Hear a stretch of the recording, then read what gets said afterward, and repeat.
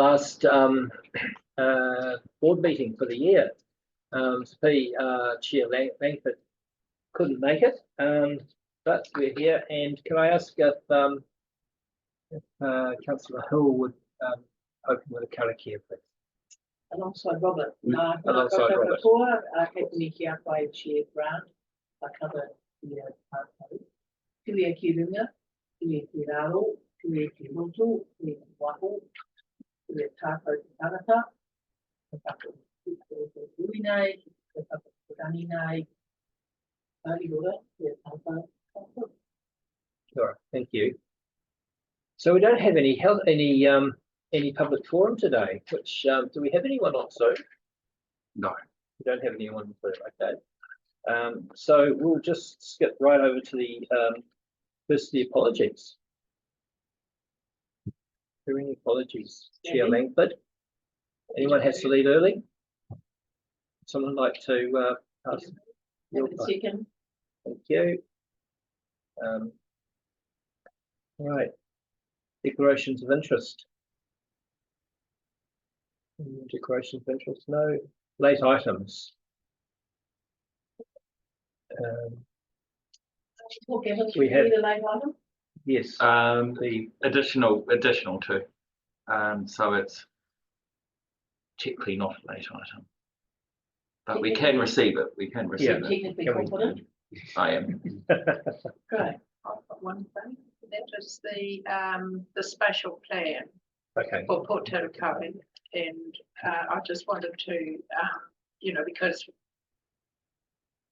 we had a presentation last time, Yep. and so I'd just like it to stay on the agenda because we need to think about a submission.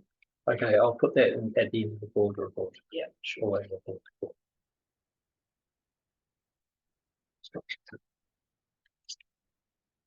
We have to pass that. We have to move that.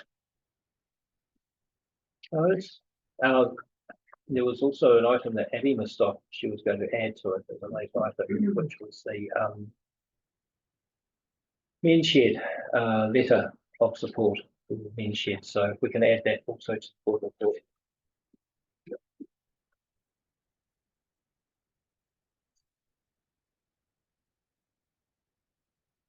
I'll move that. Do I have a seconder? Yeah. Robert. Seconded by Robert. I mean, seconded by Robert. In favour? Aye. Passed. Okay. So, confirmation of the minutes. We're going to read your minutes from last meeting, Monday the 4th of November. Henry, you move that? Yeah. A seconder? Robert? All in favour? Say aye. Passed. Okay, presentations. We have Joseph and Shane here today. Thank you for coming over the hill. On this really hot day, you missed probably the rain over the other side. And so, yeah, we'll start with Joseph. You're coming to talk about the water over the summer, which might be an issue. Thank you, Julie. I've been here since yesterday, so I've got a bit of work tomorrow. Kim told me it'd be a good time to give the board a bit of a heads up on summer water restrictions, and also a little bit of a heads up on where we are with the work on the Te Waikato Springs Water Conservation Order peer review and the monitoring. So I'll start with the Te Waikato Springs peer review. Catch up. You've met Murray close. He's very close to finishing his report. And I'm expecting to get his final report this week sometime. Agreement was that to happen before Christmas. And I've tagged presenting the report to the Policy and Strategy Committee. I think in February being the date it's been booked in. And coincidentally, while I'll present the officer's report with the attachment, I think there was keenness from the councillors that Murray could come in virtually. Yeah. And coincidentally, that day we booked here in the Golden Bay for a 10-day stint, sorry.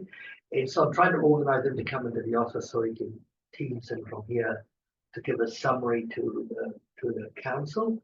So the council will have to adopt the recommendations of the independent monitoring report, which then comes back to the staff to implement it. It's very much along the line what he briefed you with. While it may look simple on the map and sites, there's a whole lot of logistics getting everything set up, access and rights and everything else.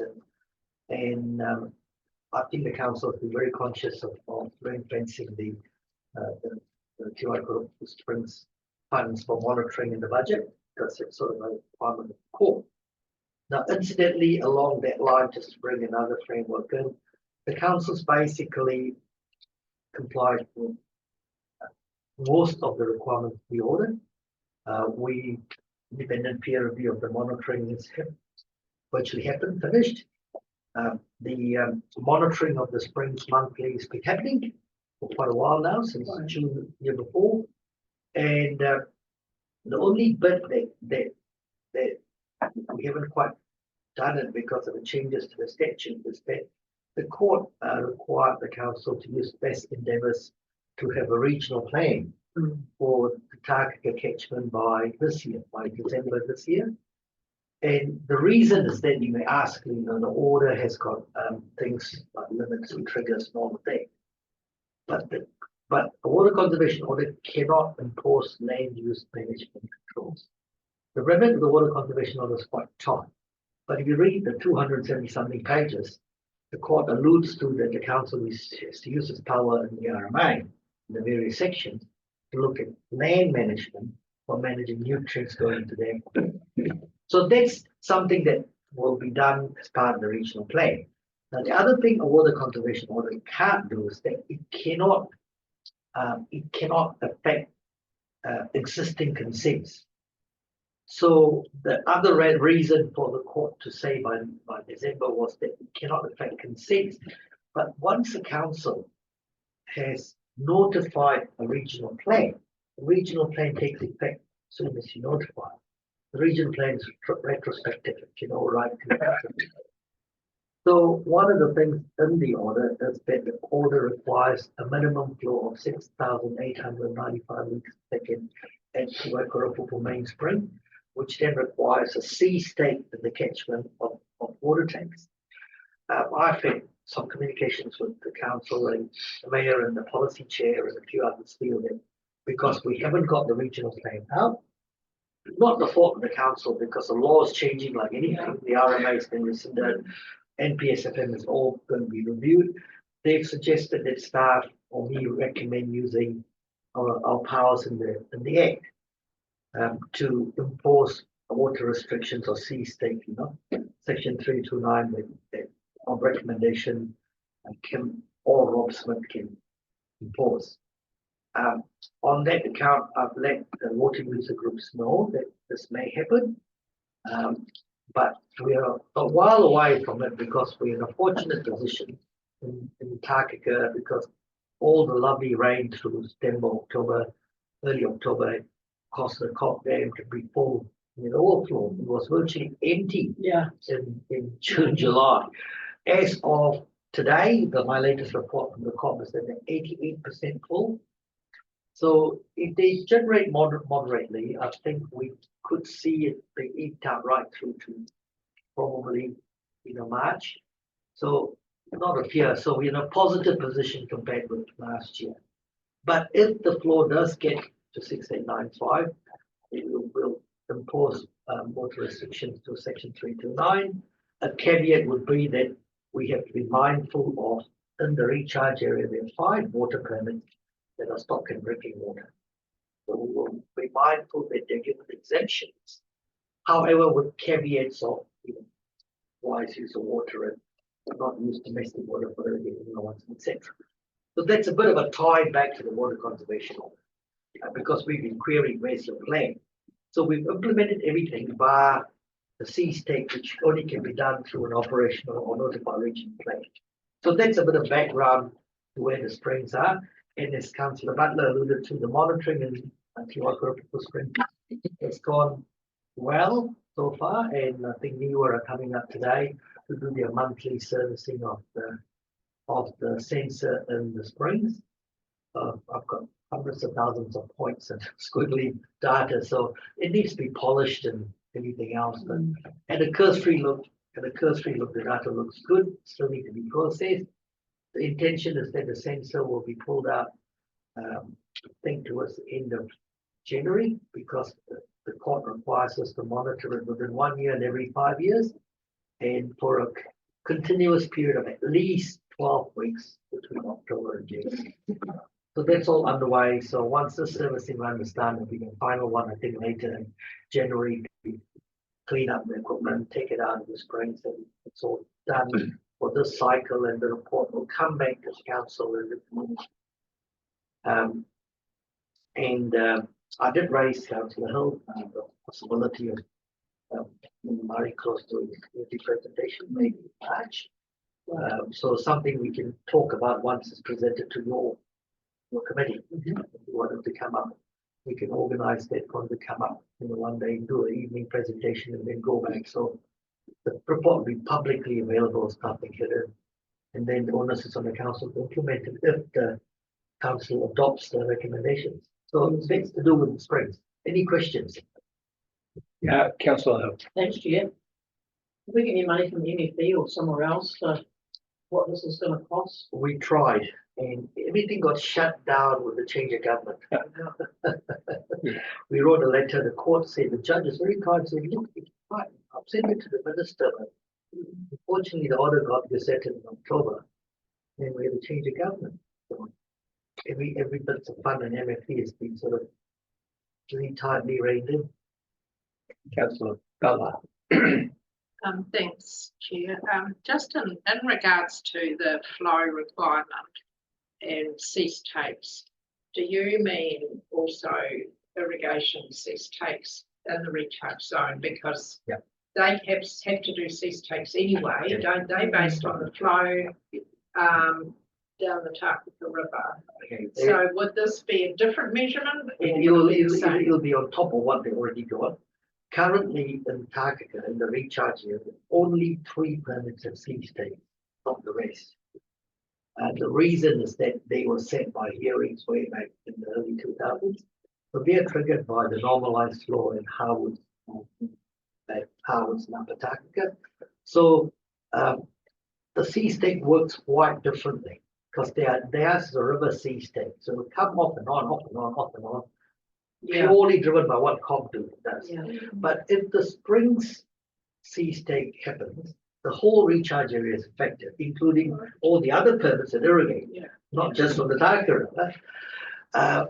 But the spring cease take is different because when it drops below the 895, depending on the dryness of the catchment, it'll take a lot longer for it to come back above 6895 because it's a groundwater system. Small flush in the Takaka River would affect the spring flow decline. So potentially there could be restrictions in a dry period, a lot longer period than in the Takaka River off and on, off and on. It's quite a different mechanism. And in the workshop with the councillors, I won't go through it here. I explain in detail what we are proposing in the new regional plan. Takaka's got the most complicated water management requirement because the overlap of the order and the regional plan and the flag report. Take me an hour to explain it to you, but we won't go there because every river and route all work differently, but they all tie back together. Great. Councillor Hill again. Just an extra couple of things. Thank you, Chair. We know we were at nitrate level. So the nitrate level seems to have had a small decline, but the last reading from last month had a small rise. So it seems to be sort of bouncing up and down, but not remarkably going up or dramatically declining. And if you go to the website and you go to the Te Waikaremoku Springs page, there's tab. We put all our monthly data onto the tab, and you can look at it yourselves. Fantastic. Everyone. So the whole thing is about transparency. Nothing is hidden, so people can't harangue us and give me the data. As soon as the lab comes and I sign it off, and it's not quirky. Sometimes we get outliers. It goes to the web page.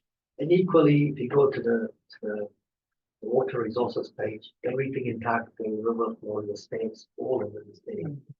And in terms of, I think of questions, and I forget them within about 5 seconds. It's not so good, is it? You get Why two do- questions and they bounce off end each of the other year, and you that's lose right. them. Yeah, I know. So in terms of Mohua and the WCO and how things might pan out, is this attended to at the Dry Weather Task Force? Yeah. And it might be just helpful, I don't know if the board members know about what the Dry Weather Task Force does and is. That was the next part of it. Oh, good. Okay, I had a quick question.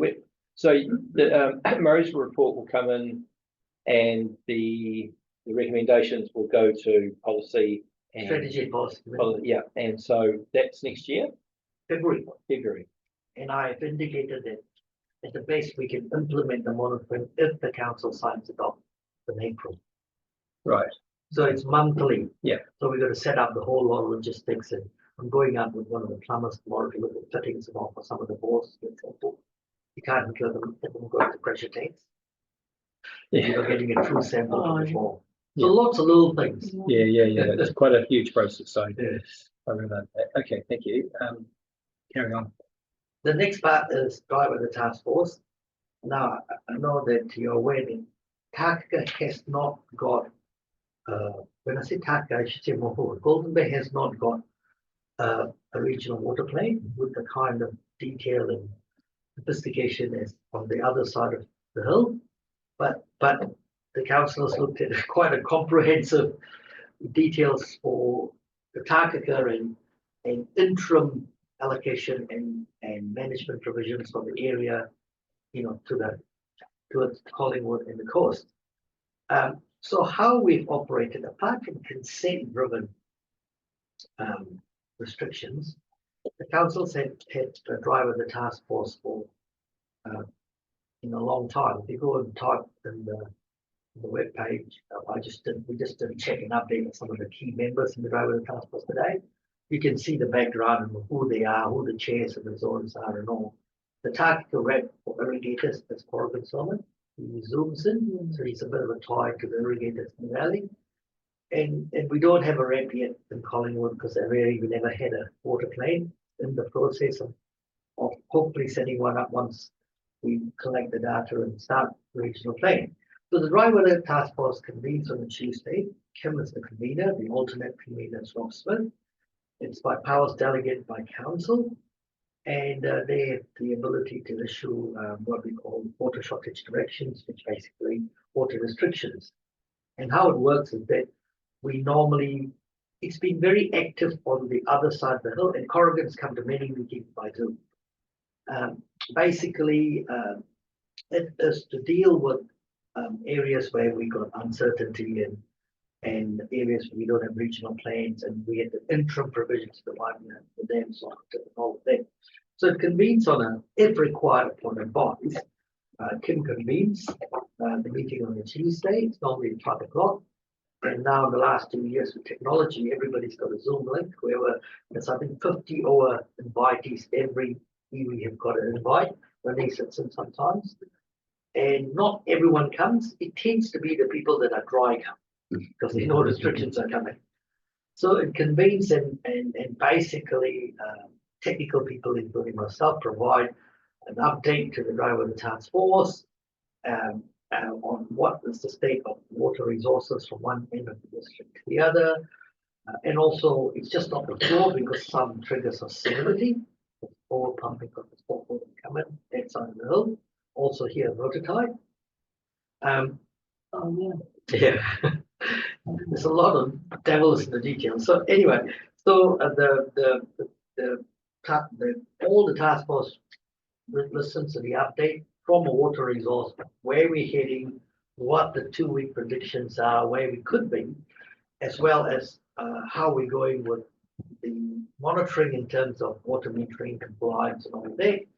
And then there's a set of recommendations made, and Kim/Rob canvass that with the users because to make sure they understand why it's being recommended. So sometimes it's Q&A and a bit of debate, or are we going a bit early, or some do want to go early. It's quite interesting dynamics depending where they are, because going early gives us a bit more control, because the first step is the 20% cut, which mainly doesn't affect a lot of people, but then delays the whole thing another 2 weeks. So that's how it works, and ultimately a round table, and then the convener says yes, we will adopt these recommendations, and then the notices go out for the restrictions taking effect the following Monday. So in Golden Bay, since we haven't got a regional plan, it's been happening now since 2010. So 18, 19, we had quite high restrictions, very dry year. Never seen the Riri River get to 6,000 litres. And we have restrictions all throughout the bay. How it works in Golden Bay, apart from the consent driven restrictions, potentially the Waikato Springs Digger, it's in the policy directive of council in chapter 30. So we manage, the policy says we manage for a 1 in 10 year security. And the 30, you can expect a 35% cut in 1 in 10 year. The policies, that's the policy. So that applies when we don't have a regional plan. So what we do is that to get to that, we do a 20% cut when the floor gets to 1 in 5 year low floor, and then a 35% cut when it gets to 1 in 10 year low floor. That's purely a recommendation to the convener. That's the policy directive. And generally it's received and adopted. Now, once you ask what happens after that, apart from consent driven seas, Springs one, the others, then the drive of the task force, it's a drive of the task force decision based on staff recommendation. So the next step will be generally a 50% cut, and we've then gone further to a 70% cut in the past, a step forward. And in some cases, like the Monte Pico, we've got a C step after step 4. So the decisions post the 35% is implemented through section 3 to 9 of the RMA. Even in the new regional plan for areas we don't have data, we just got to codify the 5, 30, 20 and 35% cut. We actually have the floor numbers. Now people don't. So that's how drive of the task force works in Golden Bay. 20, 35, potentially 50 and more cuts. That's universal on everyone, apart from their own consent-driven triggers that they have. Then apart from 3 irrigators, none of them are then covered triggers. Should we be having should we have a regional water plan for Golden Bay? We should. It's on the way. It's all been held up by all this delay and the changes to the RMA, because we need to consider what the new RMA, what the new NPSFM is. As I said, we had a workshop for 4 or 5 hours on Takako. Took a lot of time on how the triggers and the whole thing work in Takako. It's quite complicated. Yeah, just adding to what Joseph said there. So the government have asked all councils to pause work on freshwater plans until such time as they get their national direction sorted, so everyone then knows what it is the government's expecting. So some councils are saying, sorry, we're too far down the track, we're going, as the government come in and change the law to prevent them from doing it. So this is not a negotiable item for the government. So there's no chance to say, well, we know better, we'll go first, because the government's really holding the line on this, and they really want everyone to see what the national direction, the nature and shape of it, before you then embark on expending resources on your regional plans. And I'll talk a little bit more about where that in fact might go, because that's under the current direction. The government's already signalled its intention to replace the RMA with a new legislative framework, and that's sort of giving us a few signals as to where it might go as well. So all the policy guys are operating inside a very unsure framework, and what we really want to concentrate on is making sure we don't waste our time. That's a really critical thing at this time. Well, time goes, money goes with the time. Yeah. So putting our efforts and resources in the right areas, the drive with the task force is a critical intervention measure for this council, because that is in play right now.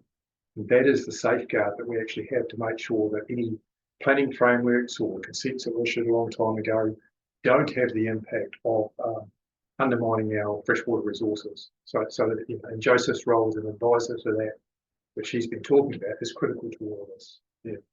Thank you. And it's really important we have a regional plan for the rural area, because it creates a lot of certainty for people.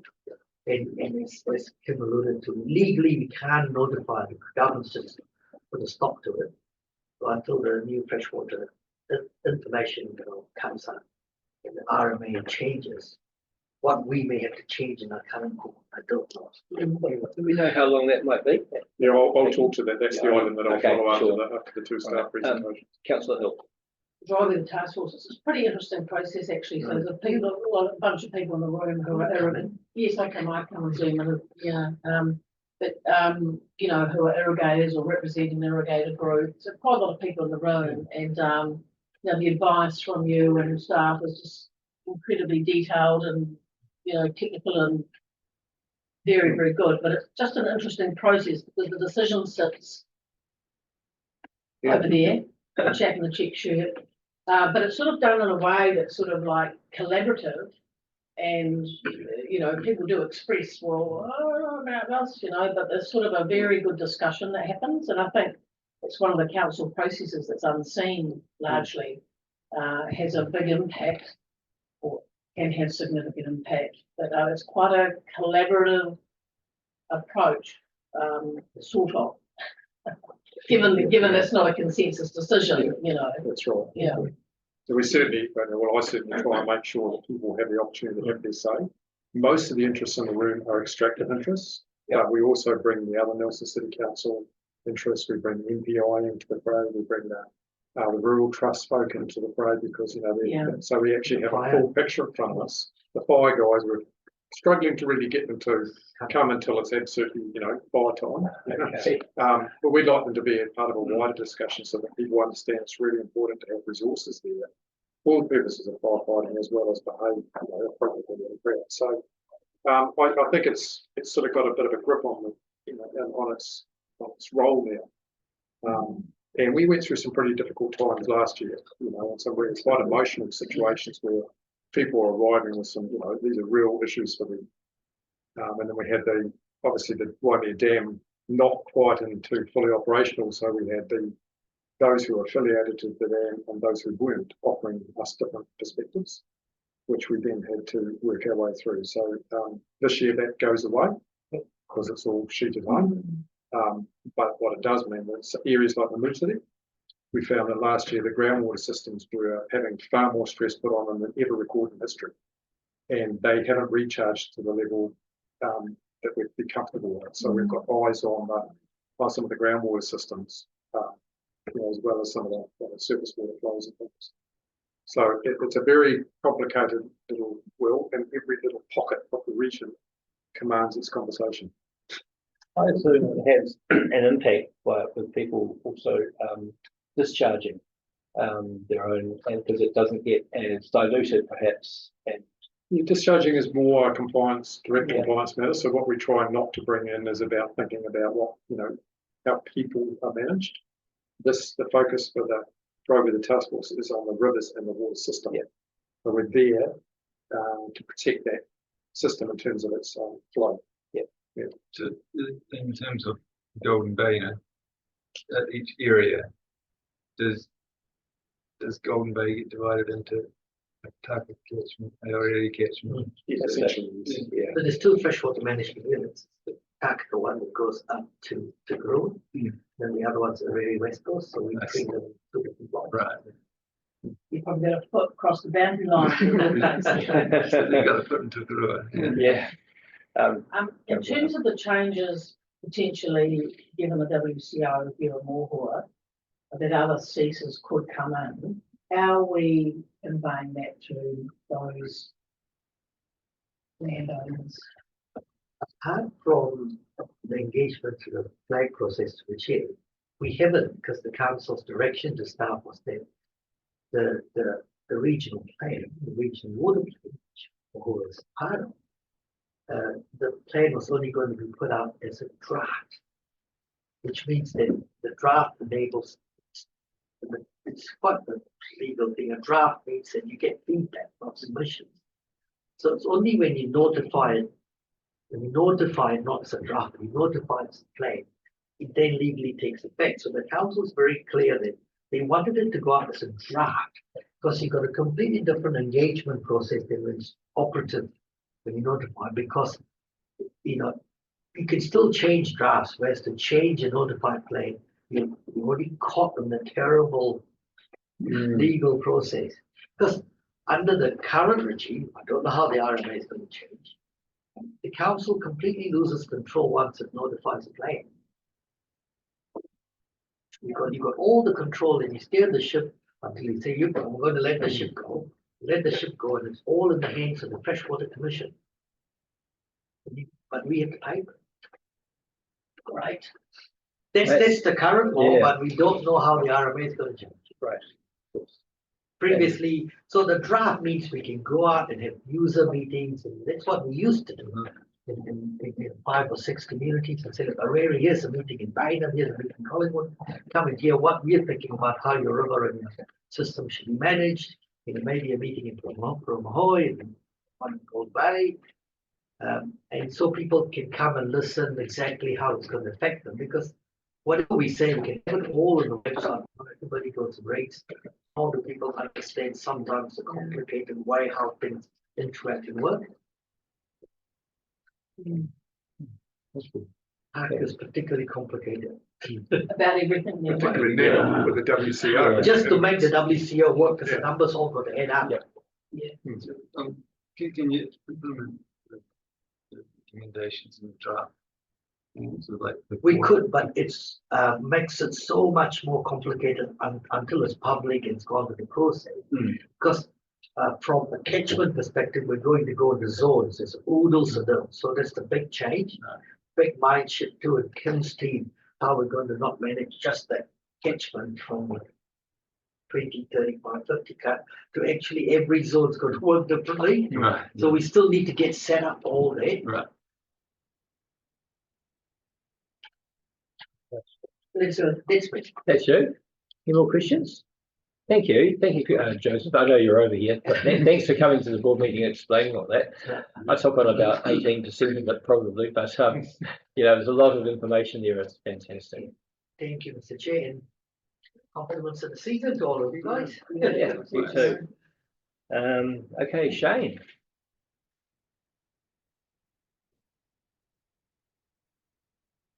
You're a Chair. Can't believe it's nearly a year that I've been employed as the regulator manager. So, I guess just part of my presentation was to reflect on the year gone by. Look at what was asked of me to achieve in that space of time. And big part of it was the lack of enforcement, or the lack of visible enforcement, shall I say, in the Golden Bay area.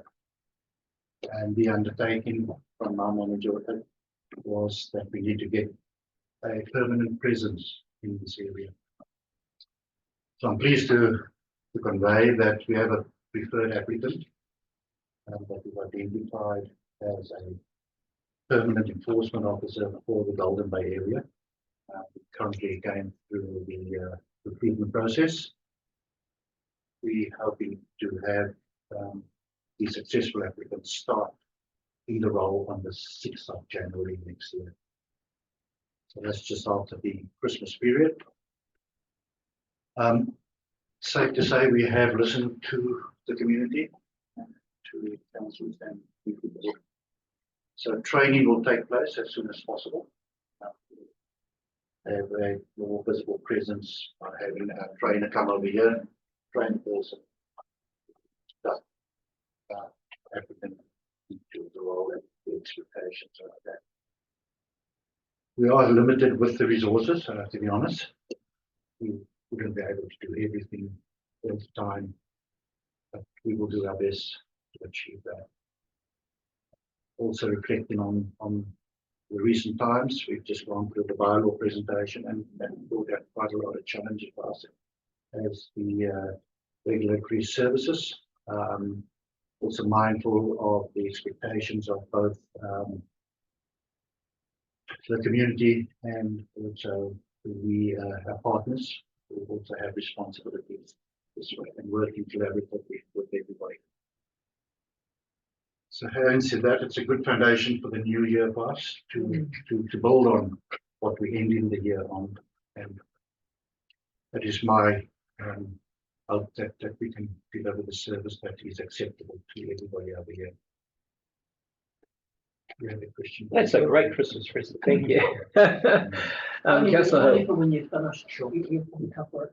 We'll just step up the right then. Oh. Just that where we've got to in terms of authorisations, we're taking this approach through to the 30th of June next year. So that's why we're locking in all of the arrangements, and we've got to then reassess and see what we can do following that time. So It's kind of like a trial. In terms of well, changing from the contracted to. well, this is the staff, you know, they're bringing, so the staff have come from control services have been brought in-house, and for the first, and we've made a decision in principle to keep it in-house. The level of our, you know, how we support that is dependent on our funding. Yeah. And so what we can't commit to at this point in time is beyond 30th of June actuality, but our intent is to continue these arrangements through that. Yeah. You know, so it's just like, can't be held account just yet that it's permanent, it's a full-time role. We're taking it to the 30th of June and with every intention to continue. I think you've got to expand on that. Yes, I think you've got more to say, so maybe, Yeah, look, it's obvious, yeah. So I'll probably start with the environmental health team. What they've achieved over the year too. They've achieved their levels of service for this community. They've also undertaken the investigations of all campgrounds out in the Golden Bay area. So they've all in a compliance state. They've done the water sampling.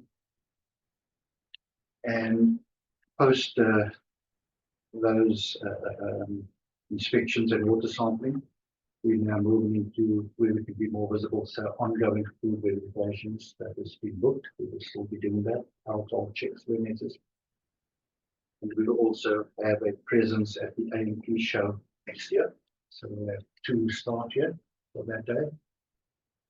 And yeah, any other health related issues will still be attended to by our staff during this week.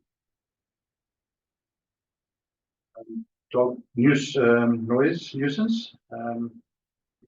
We still have a contractor that's assisting us for the Golden Bay area, and that also is until the 30th of June.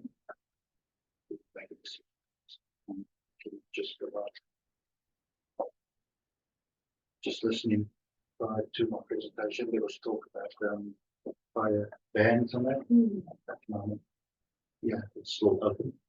Our duty is very limited around the fire season.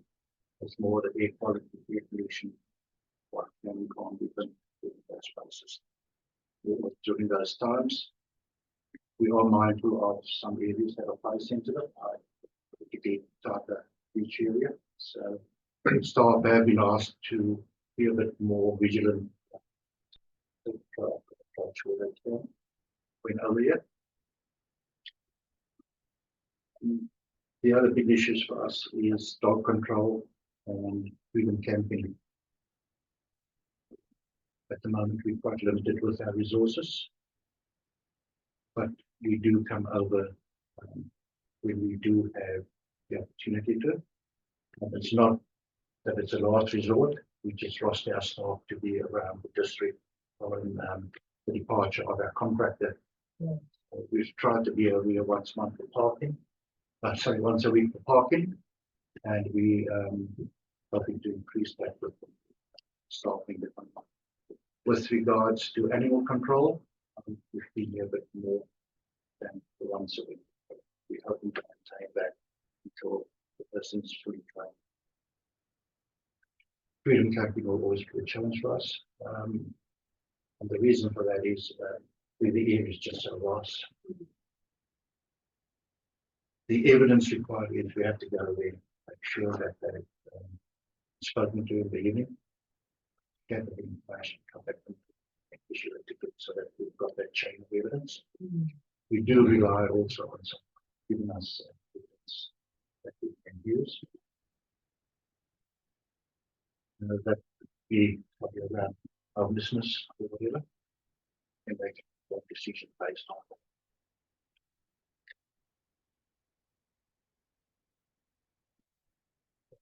I have to say that we can see it more visible who is in presence at home. the essence of what. Yeah. Councillor Hill. Thanks. Questions? I was going to ask sort of what, what's covered, and I thought you were going to say those things, but in terms of our key, I just got 2 or 3 things. So our key partners, who are they? That will be DOC, police, and Fire? China would be one of the partners, especially around the fire bans, etc. Yeah. And in terms of fires, and I guess in terms of Town Beach, I know that there was an email exchange between a resident and you and me, and around frustration that council aren't doing anything around people lighting fires and walking away from them on the beach, or they go all night, they stick a big log on and then fall asleep and go and watch Netflix or something. I don't know what they're doing. But there's a big bloody fire going and no one shore breeze, all that. And there's been some criticism about council aren't fulfilling its requirements, and you gave a very clear response around actually council doesn't have responsibility largely. In fact, they were asking about signs that are up saying no fires and all of that. So what is council's responsibility in terms of fires on beaches? If it's in our area or our part of the beach control, then it's 1 square meter that people can make a fire. Obviously, there's dry vegetation, they need to be aware of that. But predominantly ours would be around the air quality pollution that stems from that burning waste, plastic or rubbish, then we would get involved. But if it's an open bonfire, We don't have any authority over that. We don't have any, and I think in things how to say that, around this particular incident, or these incidents, Finn's actually throw us under the bus a little bit in that email exchange about saying, oh, well, bloody council should be doing something and bylaws and whatever. We don't have any bylaws around this, and they didn't feel like it was their responsibility to deal with fires on beaches. But given that Tarta's got some issues around vulnerability there, who's not going for as much? so without making any promise, if we do get a staff in that year, they would be expected to get a rostered shift, so it would be nice to just well. Oh, okay. So Right. just ask, so if the fire was more than the 1 square meter, take us into the space, what the requirements are around that. Well, for us, we would probably go and do some education first. These are the rules and regulations that they need to work towards. 9 out of 10 times, we would like to get the fine that we can't. Yes, because if it is a big fire, then Okay. we do actually can intervene. Right. Yeah. In terms And of you can get permits for, sorry, Jen, and you can get permits for it too, so people Yes. can gear themselves up, so they've actually got an authorisation. Yes. Yeah.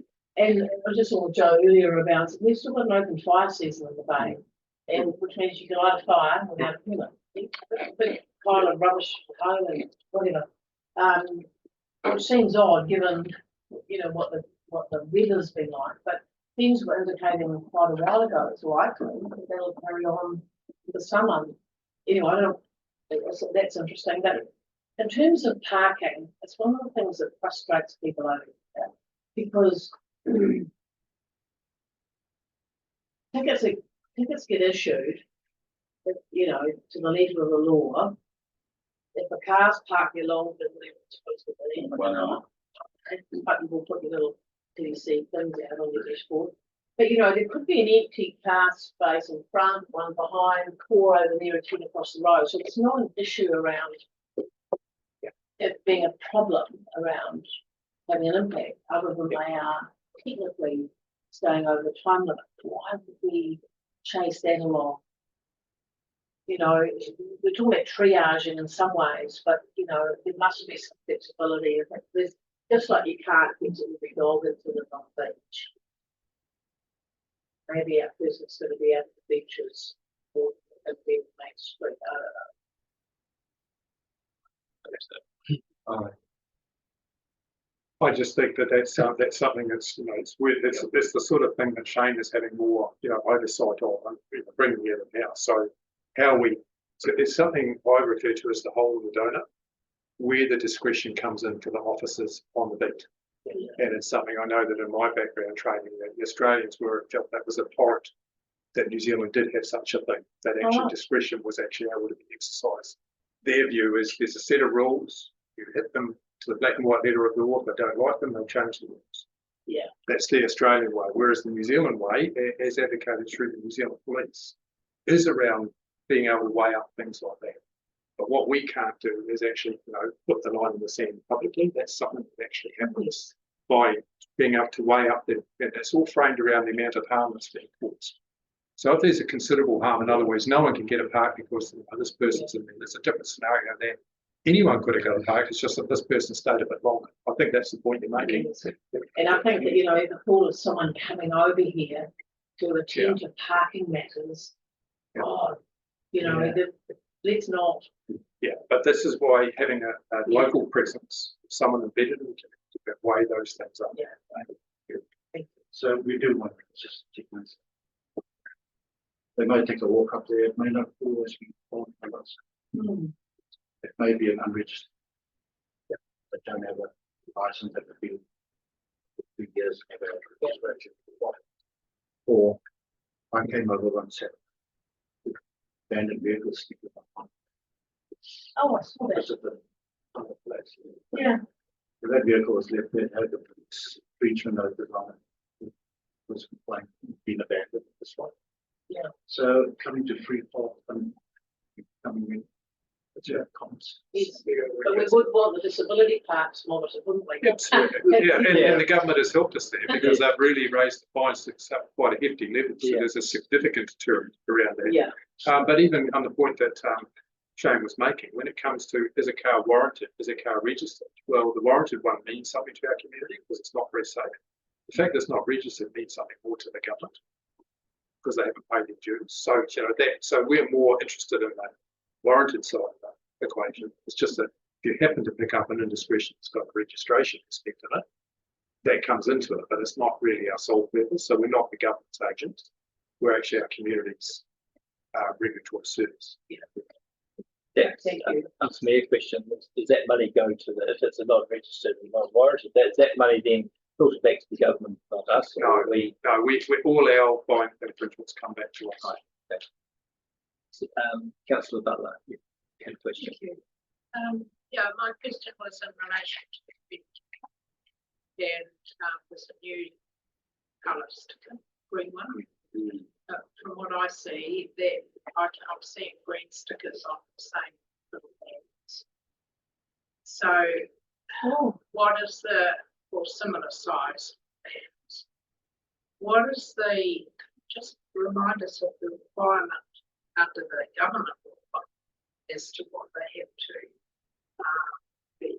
what the self-contained requirements are. Self-contained, so they contain the waste inside the inside, not a bucket. Most of the old blue sticker ones, people had a bucket in the vehicle and said, "Oh, that's toilet." Go outside and put it back under the bed. So that has changed. It's got to be fixed to the vehicle. Right, there's a lot of green stickers around and seem to be on just the same old band. So I don't know whether we've got to speak to that. That's something we have to look at. And we do have people that take the opportunity to have some stickers on the vehicles up front, meeting the standards. So staff will be trying to identify those inconsistencies, take the appropriate action. Right, so just because they've got a green sticker doesn't mean that there isn't going to be, a sort of consideration about things this bad. Is it likely? Doesn't that is what right. Okay, so when people actually have got it and they don't comply, then that means that it's possible. we will do our inquiries with more deeper and ascertain the reasons it's false. Right. And these are all, I'd have to say, with the exception, they're all just private bags. These aren't ones that are, belong to a franchise group. these ones that I'm referring. You're talking about the people movers of the station. Yeah, I'm talking about just the ordinary shares which we've had. They're registered though, aren't they? When people, they take their vehicle to a person who's able to, sign it on, but then they get Yeah. registered, don't they? So That's right. you can actually see if, Yeah, so there'll be another sticker on the front, who signed it all. right, But we did have incidents in Christchurch, I haven't been seen any year where they have false stickers on the vehicle. Yeah. Thank you. That's, because I have had questions being asked about it because it's becoming quite visible. So that's really good. Great. Obviously, somehow. Is it a national? yeah, yes. The law. I have a couple of questions. How can you tell the difference between homeless and freedom campaign, and what are we doing about the homeless situation? And I'm not talking necessarily just about Golden Bay, but there will be some of that here. So how do we? So homeless, I'll start with the second question. Yeah. The homeless people, if we do find people that are homeless, we refer them to MSD, the social development. We will speak to them via whether they're homeless or not. If they do say they're homeless, set of questions. What's the background to them leading up to homelessness? And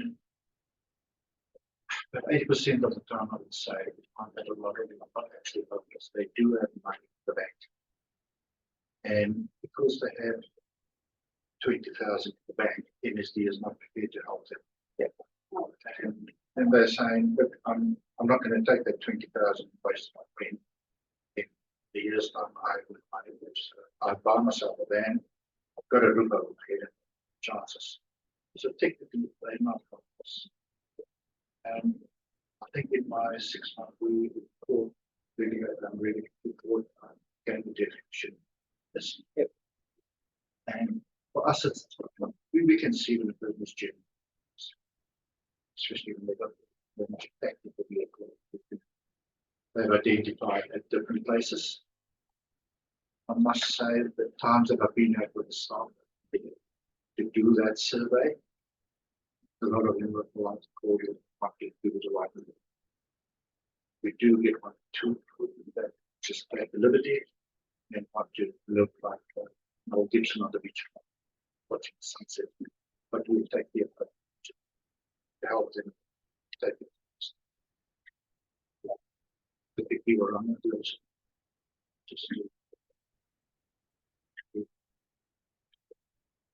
The other thing, so the new enforcement officer for the Bay, they will be doing a broad selection of from vehicles on beaches to animal, dog, and the cat one is, I don't know if that's going to be enforced, and so and obviously parking. What else are they going to be looking at? What other compliance? That could come. Is that Not sure. The regulatory side of things. All the environment. All the health stuff. environmental. No, not health. Health will be Someone else. Yeah, Yeah. that will be Or environmental health. So signs on the regulatory street. functions, private dogs, parking, abandoned vehicles. Noise. Noise, you need an RMA. We can tell them to do that through training. But we do have a contract that we still need. Right, and what about the public? The town centre signs on the road, too many of them, or whatever. Oh, it may be. public spaces by law. Yeah, They can be warranted under that to do that. Yeah, of all the expectations about that through the parallel process. So yes, then I'm spoken to Kim about whether we can. Yeah, pick that it's piece of just a work. case of building on what I said before. We're starting at a certain point in time with a certain series of responsibilities. Where that might grow to and how we might continue to service the Bay is still work to be done. But we do have dedicated teams that are good, careful guidelines, instructions, and letting, we've really got to make sure if we have someone over here that they're knitted into those a team mode of operation. So certain things we can do that from the get-go. Other things we're going to have to build that capacity. That's what that. Just so with the dog bylaw, I'm just wondering how the, we had some discussion about education and education officers. In fact, that's actually in the bylaw. It's not about the deliberations panel, there was discussion about it. Volunteers, what their roles are. It's come down to education. So how are we? Got any ideas as yet? I know it's in the days, but as to how that education role might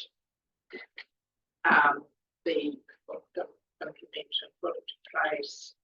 I don't know. It's something that would be good to have that discussion with the community. So it's just seeing if you had any thoughts as you or Shannon. I did. That's right.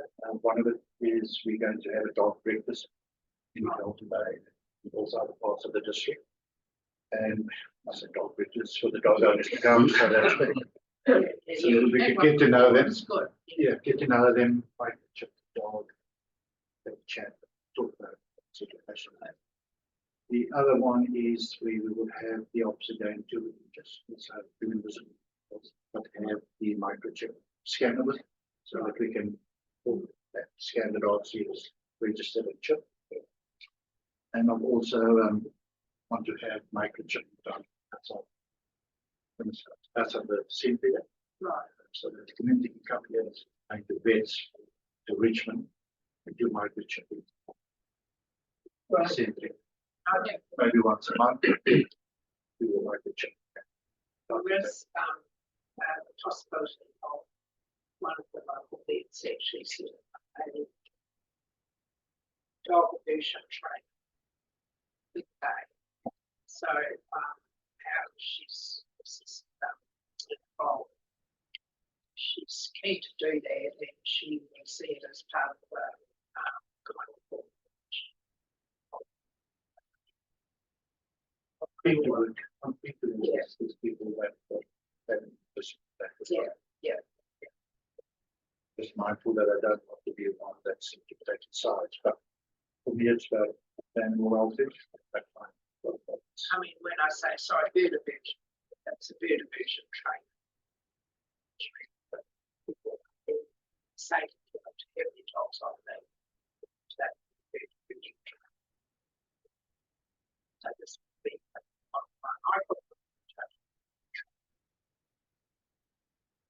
Councillor Hill. You've forgotten again.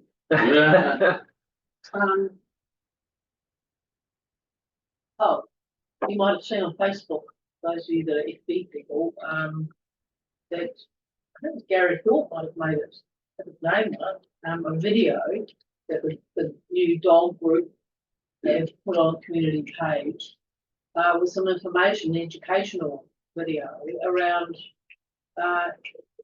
if you sit within or if you're within 80 metres of variable oyster catchers, they'll walk off down the beach. It doesn't mean they're all happy. And they had these images of a drone, I think, and they would say, I'm just approaching with the nest over here, see if you can spot it. But it was actually really interesting and quite good about, when you walking your dog and the tide's right up, you're going to walk on these nests and ends. And so that's what we were hoping for of the bylaw, was it was sort of fighting thing that was happening a little bit.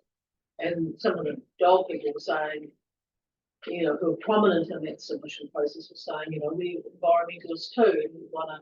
So just seeing that, I thought, oh, this is great. If there's something coming that's around educating around the behaviour of these particular birds. If you're sitting on a log enjoying the beach and the bird's wandering off down the beach, it's because you're near its nest. It's trying to draw you away, like all those sorts of things. I thought it was quite good.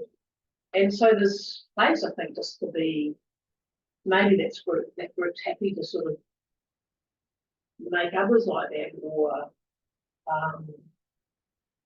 maybe Forest and Bird might, but that might be a different reaction. But you can imagine a range of these sort of little videos that really do teach quite a bit about it. Some people don't give a fat rat's bottom, but a lot of people do around the foods and things. So, I mean, those folk come and talk to us, like, in the last community board meeting, you know, the dog control, the dog people. Advocates. Yeah, You know, so, you know, the invitation's actually here. Yeah, the community board's actually been given the authority to engage on this matter. Yeah. You've got some discretionary funding, you've got some things that you can actually, you know, have management responsibility for. And it seems to me that, you know, what I think, you know, we're getting out of the presentation chain today is that we've got limited ability, the people we've got, the things we've got to do this extension. Yeah. Yet the value of the extension work is actually crucial. And we are looking for people inside our own council to help us with those things, as you saw quite a connected up approach to the dog model. So people coming from other parts of the business were, you know, helping us navigate through that process to get us as wide a script as we possibly could, find that right for the balance. And I think similarly, it's mobilised people from within the community to come forward and say, hey, we see the tension you're trying to manage here. You know, by and large, that people were saying, look, you found a reasonably good balance. Not to say it's ever perfect, because some people want us to go further, some people want to push go less. But I just feel that, you know, that is something, you know, with the beginnings of a new bylaw, the community board, you know, has a potential to actually say, hey, we want to be advocates for that, or contribute towards the advocacy, be part of that extension. And that would certainly, you know, be really heartening to us that we've actually got a wider community voice helping us just, you know, push down the line that we've been encouraged to push down. But discretion. Yeah, and put it into some of these areas and invite us and things that you really want to, you know, add some real your shoulder to. Fight of anything, actually. Any more questions? It's been a good discussion, and so, you know, thank you, Shane. Really. Coming all the way over there. Well, he's come with me. Yeah, okay. He's got accommodation for his new staff. Mate, just something extra that doesn't really relate to your area, but in our wider area, so navigation bylaw, we've got a new bylaw in, and I was just hearing at the Manapaunuki Morville meeting this morning that Sid and Bronwyn, Philip, and Sid Eru, working with the harbour master as sort of educational monitors on the boat ramps. So doing some educational, so no compliance role at all, but they're going to go around the boat ramps over summer, letting people know about the new bylaw regs around when you need to wear a life jacket on a vessel under 6 metres now, or some leaflets to hand out. So that's something that's happening too. In our, you know, we do go to education first. I thought the board might be interested to know what's happening. And the council's promoting that interaction, social, to make as a means of actually communicating this partnership is formed. Right. Registering all those jet skis, etc. Well, there's steps being taken. Yeah, it's on the way, it's on its move. And then, yeah, okay. Would it be useful to have a similar sort of update in the new year from the harbour masters? Actually, yeah. Thank you. Thank you. Let's see you. Kim Drummond, you're going to talk about the. Yeah, so just a bit of an add-on, really. You know, heard from a couple of council staff today on just areas of interest that were engaged in, which I know of interest to the board as well. But one of the things we've touched on is the fact that the government is quite active in its reform agenda. And just to highlight that last week there were some announcements in terms of the next phase of reforms, what we're basically completing the legislative part of the phase 2 of the reform. So just to dial back, phase 1 was take out all the things they didn't like from the previous government. So that's retire a whole lot of stuff. Phase 2 was replace the status quo type legislation with what they wanted it to be. And then stage 3 is to throw everything up in the air and start to carve a new future. And that's post RMA. So it's into the new domain. So we're in stage 2 at the moment, and just before Christmas, they said that they introduced to Parliament a new bill which cleans up a whole lot or delivers a whole lot of things that they're looking to do at a legislative level. So they've done that. So the bill was introduced to Parliament last week. As of Friday, they were going to figure out when the timeframe for submissions to select committees was going to be. I don't know if they made that call or not. But that will set us basically a 6 weeks consultation period for the public in New Zealand to come back as to what they think is right or wrong about that particular shift. Off the back of the legislation, government have also indicated they want to change some national direction. So legislation sets the scene, and that's a parliamentary obligation. And obviously, if you've got the numbers in Parliament, you're going to more likely to get it through than not. But nevertheless, all of Parliament gets to comment on those things. The national direction is a cabinet set of tools. So national policy statements, national environment standards, those are all things that are fashioned by the government of the day, and it really is not a matter for Parliament to engage itself in. So having recast the legislative environment for the current settings, what will follow early in the new year is a sweeping diet of national direction changes like we've never seen before. So there's about 20 of these national instruments all being tweaked to, and we haven't seen the detail of that yet, but we were always assured that once they got the legislative bill through, it would follow with the proposed changes for the national direction. So while Cabinet it's their decision, they've still got to consult. So what we have in play now is a consultation over new legislation. What we'll have in play in the new year is consultation over 20 pieces of national direction. So the sheer weight and volume of all this stuff is mind-blowing. So obviously our council has a capability and ability to deal with some of this, but the nature of the avalanche is that we are partnering up right across the regional sector, so that the brand that we're part of, which I've referred to before, is Turu Kahaka. That's where the regional sector try and speak with one voice. They've mobilised a whole set of people from across all of the regional councils who've got the capacity and the knowledge to know what's going on in particular areas. So they'll be engaged in this. So notwithstanding the council may or may not have the capacity to submit on either the new law or the national direction, the sector will, and we're delved into the sector. So there's a big piece of work early in the new year for people who want to provide their comment back to the government. And this is all moving into a world where in the middle of next year, the government, having achieved all of those things, starts its draft bill on the future. So this is the draft bill that they are going to put into Parliament that replaces the RMA. And they've already signalled some principles around what that draft bill is going to be framed around. Things like enjoying the benefits of property rights. So it's a more rights driven approach. But most of us who've been in the game a while know that with rights come responsibilities. So it's not just about saying you can do this, but this is the backpack you've got to put on when you do that. So it's probably not as extreme. Well, hopefully it's not as extreme as what it's been portrayed by those who don't favour the government's direction. There'll be a lot of work going into this. With this council, we're probably back to the future in terms of having to work in that new environment with Nelson. So it's almost certain from the direction that we've been given is that we will be back into a joint plan, which puts all of the work that we're doing in terms of tidying up our own planning framework. We have to reassess that given the future is going to be a new planning framework where Nelson and Tasman have a single regional plan. So exactly how much progress we can make, and we should make, given the government's signalled intention, is somewhat up in the air. And it's a matter that we have to work through in a procedural sort of fashion to make sure that we don't spend a whole lot of resource in an area only to find that we're back to scratch because we've got to start the process again with Nelson. So these are the sorts of things that are coming at us. The government is also not only changing the RMA, but it's also got a bill in there around regulation. So it's used its new Ministry of Regulation. So that's an act-driven establishment. They have got a bill which is talking about the regulatory disciplines that need to apply across this country, really. So that's open for feedback at the moment. There's quite a lot of interesting stuff in there for those of you who are interested in what regulation can or can't achieve.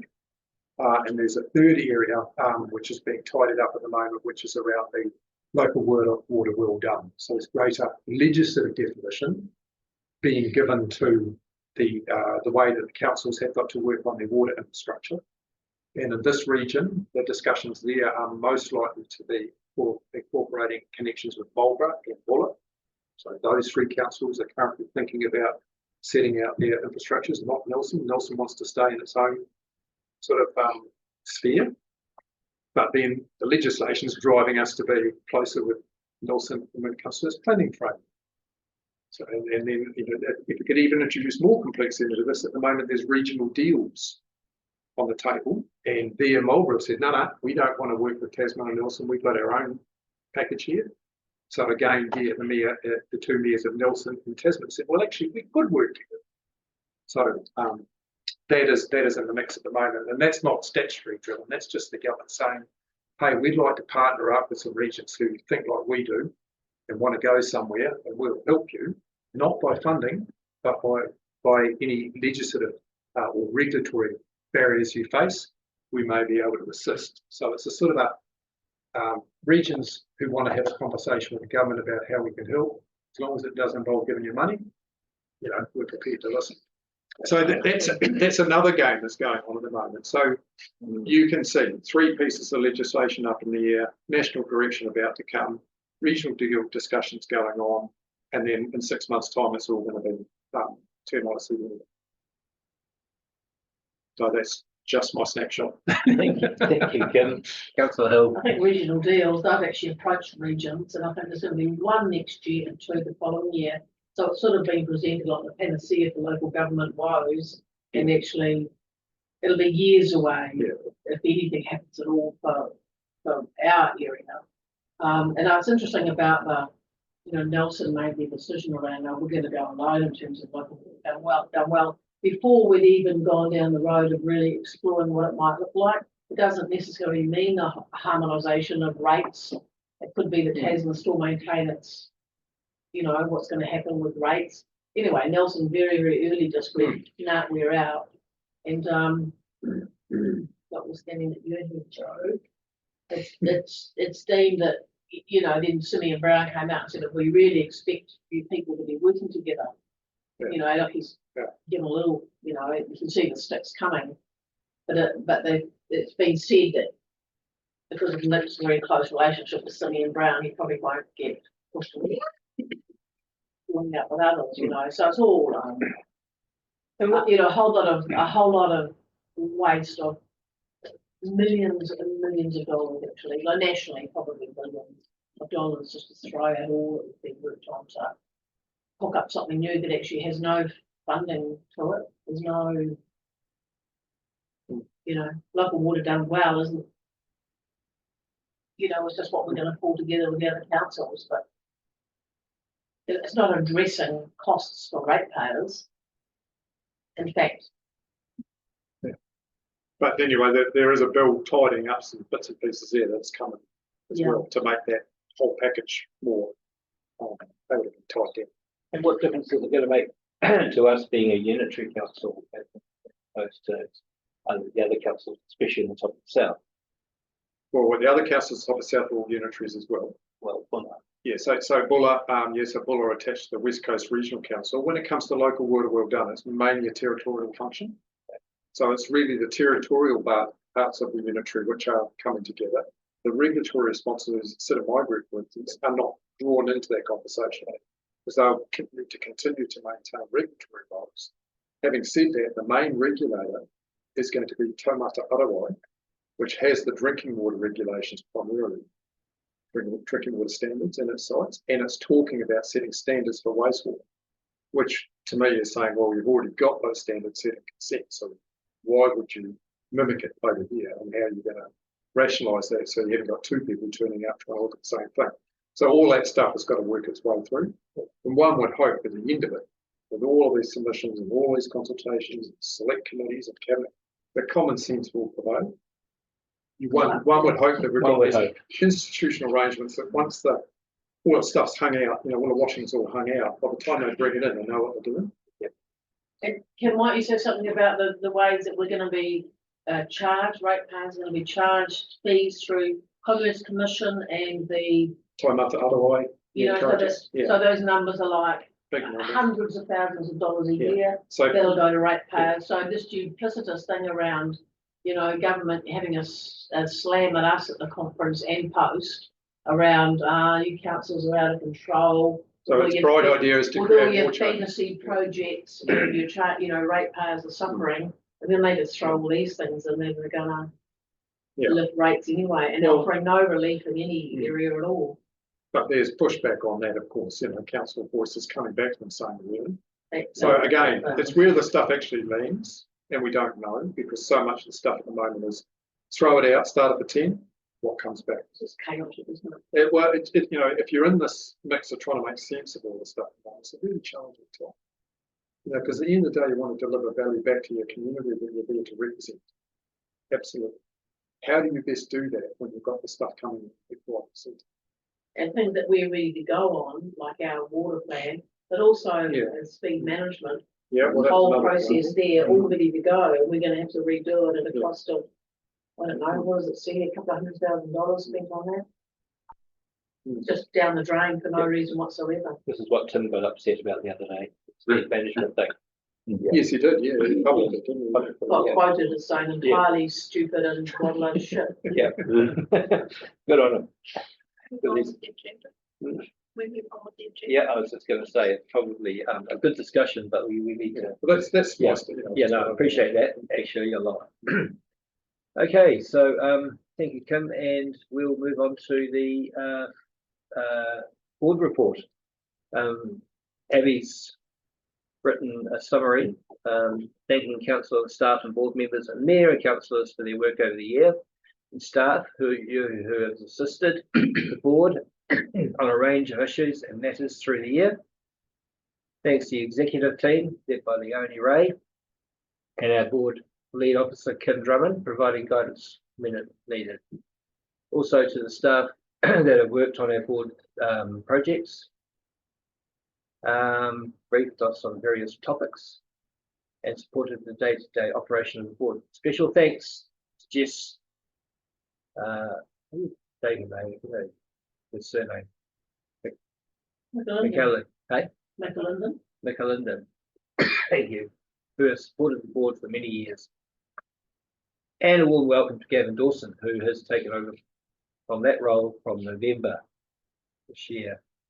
And a special thank you to the board members always being available to help where you can. Certainly a lot of work to be done and issues to be addressed, and I'm sure that will continue to achieve good things at Golden Bay. Mayor and councillors, thank you to the Mayor Tim King and Councillor Celia Butler and Chris Hill.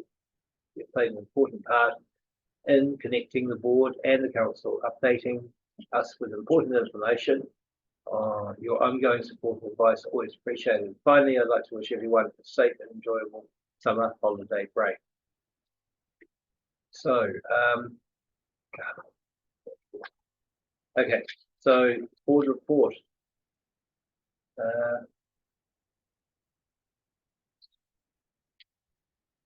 Councillor Butler. Yeah, just in relation to the presentation we had last meeting about the Pōtūkau spatial plan. Yep. I'd just like to say that we've had a public feedback session at the boat club, Tahara Boat Club, and that was very useful. So I think that the board could consider doing some feedback to this plan. Good. It's not notified at this stage, but I think it would be valuable for us to do that. There are some complexities about it, and there are different people coming from different angles as to their own, how it's going to affect them. For example, the recreational boaties, the commercial side of the port, and the roading, and that type of thing, or the cycleway people. So where the board, this community board would like to position itself in relation to those things is something that I think we just need to think about. I guess the question is, we represent the people, and which people do we represent? That's what you're saying, because if they've got different views from different perspectives, how do we as a board take an overall view and put in a, because we found that out during the dog bylaw, And I'm just wondering how we could, I don't think there's any, shouldn't be any problem about it. I think that, we don't need to be taking sides. Right. We just, we can simply acknowledge the issues. For example, there is, one issue that affects everybody, which is that if the reserve status is changed for the board, it means that things would be able to happen without having to get resource consents. So, but then, on the other hand, that might make, have implications for others. But I think if we can just keep it at a broad level, then I think, we should be putting something, acknowledging the work and putting in some kind of response. so where do we need to have it in by, number one? And do we need to get together and have a little hooey about it? Well, It's just who's interested in it. Councillor Hill? Henry's quite Yeah, interested in it. I'm definitely interested. Yeah. Councillor Hill? Good question. I think this business about how the board submits on things, so it's been put to the board from state highway 6 is closed on the west coast. It's been put to the board by people involved in the dog control bylaw that, well, actually, how do you, as a board, get to put a submission in? You didn't express my view. And that's not the purpose of the board. So you've all been elected here to make decisions. And the board can form its position on things. And it doesn't mean to say, I don't think, that the board has to present a submission that takes care of Johnny and Sally and James' views and cobble them all together and present them, because that's what the processes are doing. That's what the dog control process did. The council did that process and heard from everybody. The board would be replicating that. So I think the board does have a position, to take and work it out together. It's taking away the reserve status. I haven't heard this mentioned before. I've been told it would be a 10-year process through government, and I think we'd be highly alarmed to think that reserve status would be looking to be changed. That's one of the main protections we have there at the port that stops the thing being bloody sold. Exactly. So my other point is that, with there are people and consultants and staff involved in this process, and the other thing is, does the board put a submission in or some feedback? The correct formal term is sort of at this stage, but it won't be a submission, I think. Or does those folk have come and they've done a presentation here, and what's the format that they're going to seek the view of the board? So I think there's a process question around how those people involved in the spatial plan get formal information. 10th of February. 10th of February, when's our meeting? The 17th of February. Well, maybe some of us need to just do a little bit of work and come up with a high level response. Yep. And then pass it around to everybody. So it can be quite neutral. What would be the point of having a formal Because I think we need to make a response. Yep. We need to have, because otherwise we are conspicuous by our absence. Has been said before. Yeah. Not the fact that we don't need to not say anything. I think we do need to say something. I think there are points in that presentation and that we could definitely comment on. Yeah, even simply the concept of having a plan that would, because there is no plan at the moment.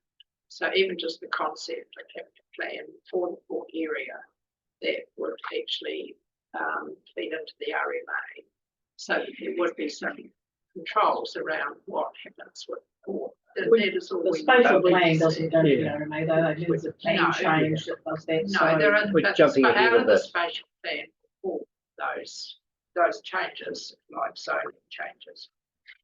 It's reserve status changes.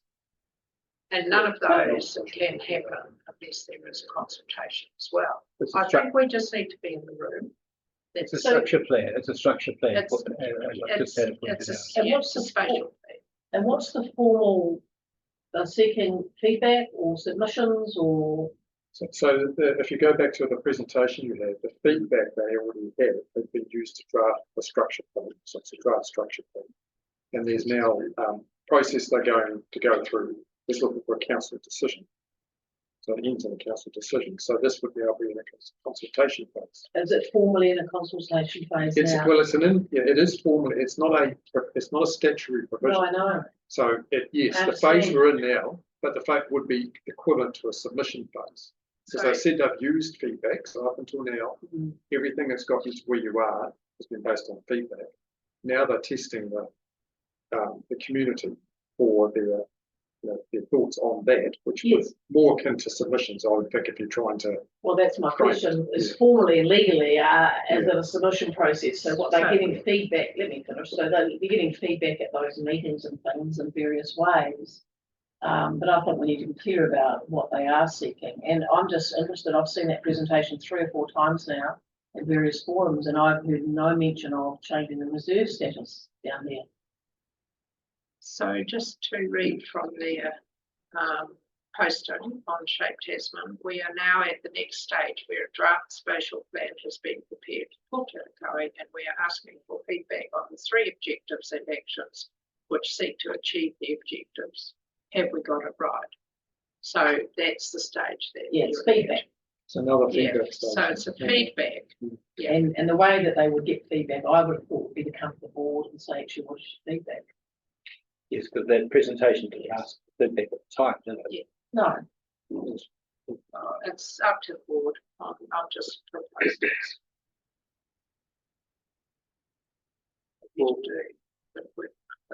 Well, what do people think? Do we want to get some feedback? Well, I think if there's an opportunity for us to give some, just to at least sort of acknowledge and comment the work that's going on. Robert?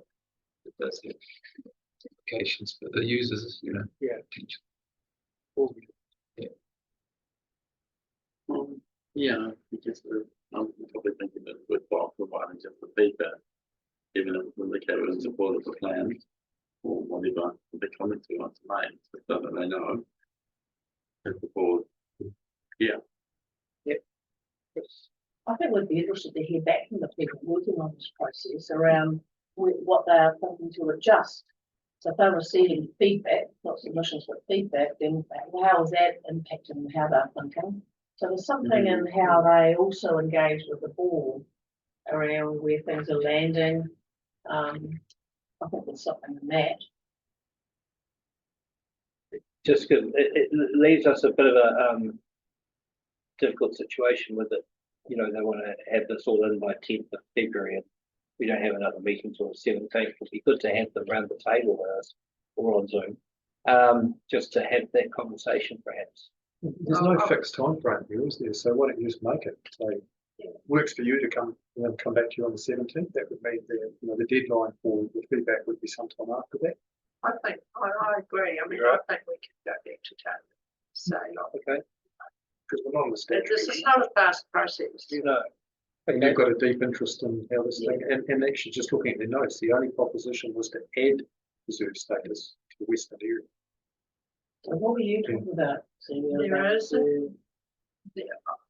I'm the first to say that it's difficult to follow the spatial plan. But what Enterprise are saying is that the existing port reserve status, if it was changed then to a different one, then it would mean that there wouldn't need to be so many resource consents. So that is just one element of this. But that's what you're speaking about, something that's been comfortable for Enterprise. Well, I'd have to read through this again. I haven't heard that before. Yeah. And I think the reserve status protects, protects it for the community.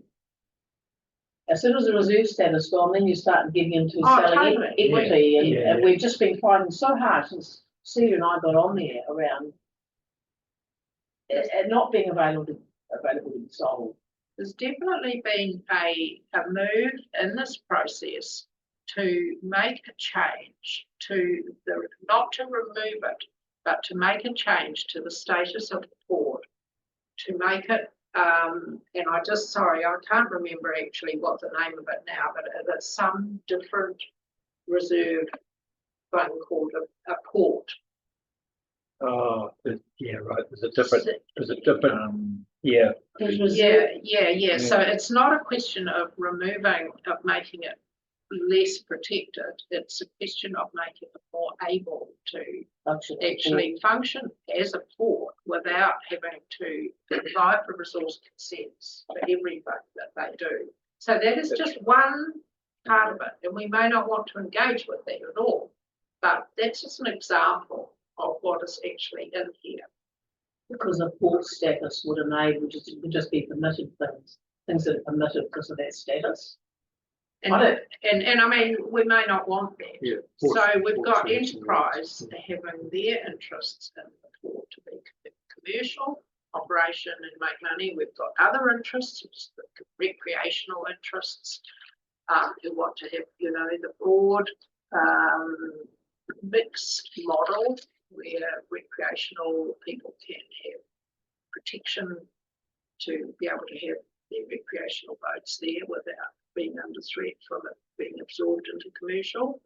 But also with the recreation people, they'd like to have a small cafe or something like that. Yeah, down there, that's a sideline. That's a sideline? Okay. Yeah, that's a sideline. Like But the key thing. Wouldn't that be within the change though, all of that stuff? Yes, Yeah, it would yeah. be. Yeah, it would be. But the key issues are we've got commercial, we've got recreational Yeah. boating. It's how the place is structured in terms of zoning and reserves to enable those total picture to work so that they can each exist and function. Councillor Hill. I mean, one thing that the board could support is bringing in a mixed, where a mixed zoning, and that's been put forward, where the boat club is and the sort of bit of the yard and around that area, so that if you want to have coffee carts there or they want to run a restaurant, it could be enabled. But I think in terms of the process of it, I'm interested in them coming and reporting back to the board and say, this is the feedback we've heard. Yeah. And we can say, Yeah, and sure. what do you Which think? case the 17th is ideal, wasn't it? Yes. Yeah. No, Because I mean, that's what we want to do. Let's ask them Yeah. for that. Some plenty of time. Yeah, sure. Okay. Can we make it move? Yeah. Can we move to have that happen? Or do we We just, need to, I've got that noted as an action for me to follow up with the right staff too. Right, will you let us know how you get on? I Yeah, wonder how long before they get all that coherently together. I don't know. It's not a fast process. This. they've got something happening in Marpua, they've got something happening in Yeah. Waterwaker. Yeah. They've got 3 of these things, all in different forms and different things. But you said spatial plan repeatedly, haven't you? The information they gave us was structure plan. I know, Is but there a it's now difference? called spatial. Has I've it moved checked to that. that? I've checked Oh. that out with Tanya. So there's a change. Stephanie, it's spatial, because I was saying structure as well. Right. Well, the information they brought to us was definitely about a structure plan at the last community Yeah. meeting. Yeah. So it's So changed shape. Clarity for that. But please. it's not straightforward. No, that's, you can quite see what they're complex. trying to do. There's Yeah. many moving parts. Yeah, It's yeah. not criticism, that's for sure. Okay, so, public forum responses from last meeting. Are there any updates or anything we need to go with that? Obviously, the dog owners, we talked about that a little bit earlier. We might be able to, Sorry. yeah. I was just thinking they probably shouldn't have been able to speak at public forum because we hadn't completed our we hadn't even had deliberations meeting at that point. And a part of what they were doing was coming to sort of plead the case. And we have had post even post deliberations meeting, we arrived on all our decisions, and then some of us got quite a lot of emails from people saying, well, I don't think and they expected us to make amendments at the adoption phase. Anyway, I was thinking that they were bringing forward other things as well, but a part of it was that they exist and whatever, but I think it wasn't very good that they got another crack and other people didn't around submitting again, so we probably need to just be more process focused if we've got something like that happening, another hearing happening like that. Through the chair, that situation has come up with council very much on the dog Yes. issue, which we have turned down. So I'm happy to replicate that for the community board as well. The Just last, so there's some consistency in the approach. so the last council meeting, 2 people wanted to speak at public forum before we adopted the bylaw, and they were declined. Got it. So we probably needed to do something there, just otherwise other people look and think, oh, I got another crack. Yeah. And yeah, I guess dog owners, they were quite passionate about wanting to really kind of do something about the status. What I realised is that we have this discretionary fund, and they're quite welcome to apply to this discretionary fund like anyone else if they want to do some serious training, perhaps, of making sure that the dogs don't eat birds or whatever it is. So, they've got a lot of options open to them. They just need to approach us, and we should be advocating for them as much as anything. Yep.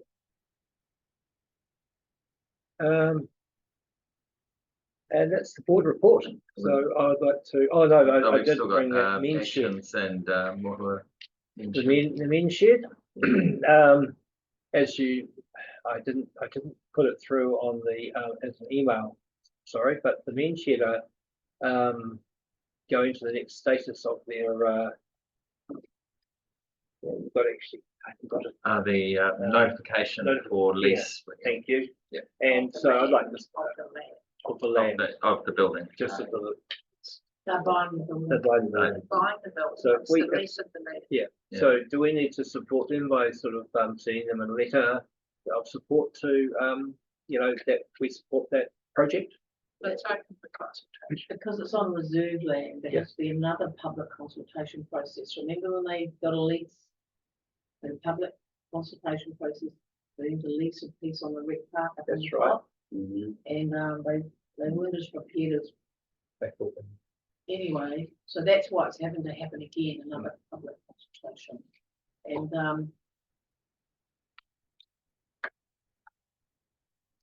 pretty simple, yes, we support. That's what I'd like to do. We can just do that. Can we just do that? I'll move that. A short letter, just. Thank you, Celia. Moved by Celia Button and seconded by Henry Dixon. Thank you. Are you in a position to do that grant or? Probably. Or as the deputy chair, Yeah, no, I can probably do that. It was me who brought it up. would only need to be Yeah. very simple. I mean, Question Kevin, one, you might even be Jan able to 10. just put it together. We even look at the last one, we still have. Pretty simple. Right. And that was a rec park committee made that recommendation to council for the lease process. Right. Right. That's one of our delegations. So we should. Yeah, it needs to be very simple anyway. All right. Action sheet.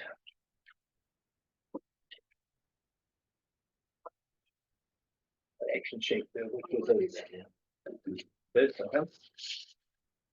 Usually it's the action sheet first, I think.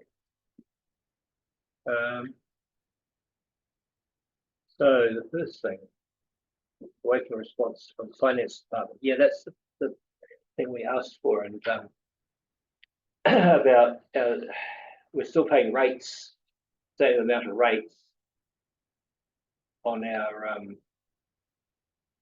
for our special projects fund, yet we're not getting as much coming into that fund. And we've we've made a request to the finance department to find out why that is. So, they said they were going to come back to us in December for the December meeting. They put it off last 6 weeks ago in Motueka, Collingwood. So I'm just wondering if they can please come back to us in good time. There must be a good reason for it.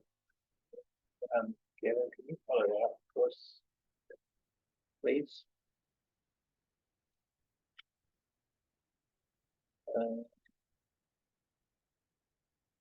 The first three are all finance. Sorry, they're all finance related, are they? Okay, well, maybe we could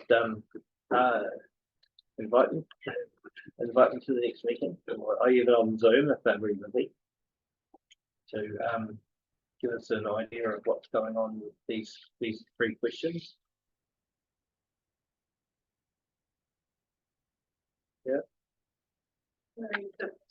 Sorry, Chair. Yeah.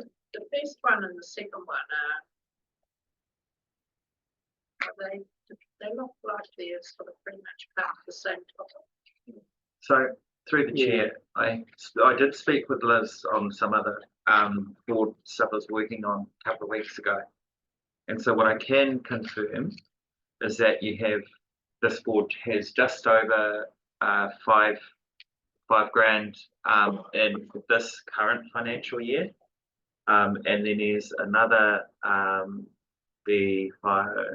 another 30, about number 32k from the previous financial year that was carried over. Yeah. So but there is a process with accessing that reserve. So that if you wanted to access that money, you would need to put a proposal to council, and then council approve it. Just because it's unbudgeted, so there is a bit of a process. But if we planned ahead enough with that, we could do it. See, this is what I don't understand. We actually have budgeted this. This was a motion that we put forward for the long-term plan last 4 years ago, and we asked for $10,000 as a discretion, as a special projects fund to put into special projects in the Bay, and it worked out at $3 per rateable household in Golden Bay. That was the targeted rate, and that was it. Full stop. We haven't got it. We've only got 5 grand, and we've got to apply for it. It just doesn't seem right. So that's why we do need to ask what's going on. Yeah. Simple as that. That's I don't know why they've told you that. It doesn't. It's not. That's not the way it's been set up. Oh, that's I'm not the finance department. No, that's no, what they're I know. briefing But it's me what you're advice. saying, Gavin, that unspent funds, once they've gone, so that if they're unspent, they stay in a bucket. Well, you need another. Well, they don't normally roll. They don't naturally roll over. I think is the point.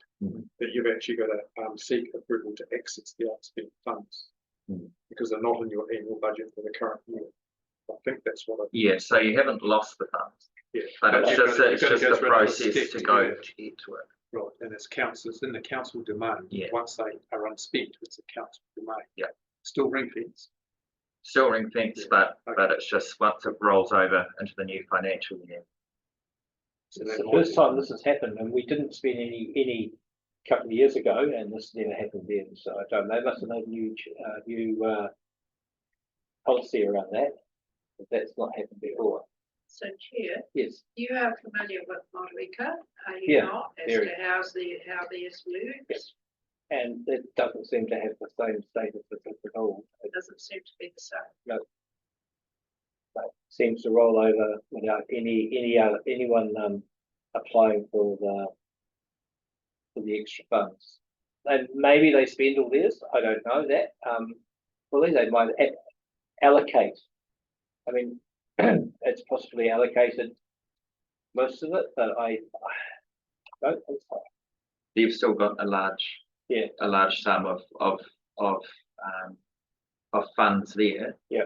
But the advice that finance is also given to them is that if it's outside of this financial, prior to this current financial year, they still need to go to council to access those funds. So it's ring fenced, just as yours are ring fenced. Yeah, so one of the things that happens every year is the council systems get audited and different state different things more closely, and it's quite possible this is one of the consequences of the recent audit. Okay, but I would like to see if we are getting our 10K this year, because I don't think we have. So, moving on. Good that you're onto it, Grant. Hmm? It's good that you're tracking. Oh, Chasing that around. And the next three items are the actual special projects. Now, I asked if these could be in a separate action sheet that's just for special projects, so not to get mixed up with the action sheet. And Abby and I had a good talk about this today, and so that we've just got special projects shown on an action sheet that we can follow the actions, but they're going to take a lot longer than the other action sheets, generally speaking.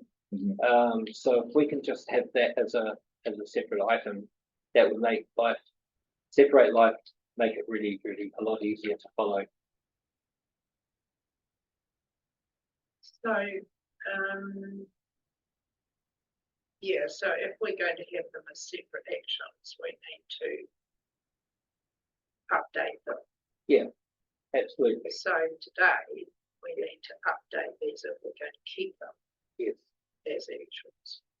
Well, there'll be actions under special projects, and so yeah.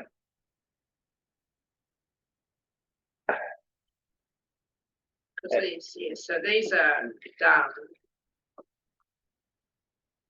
This one's done.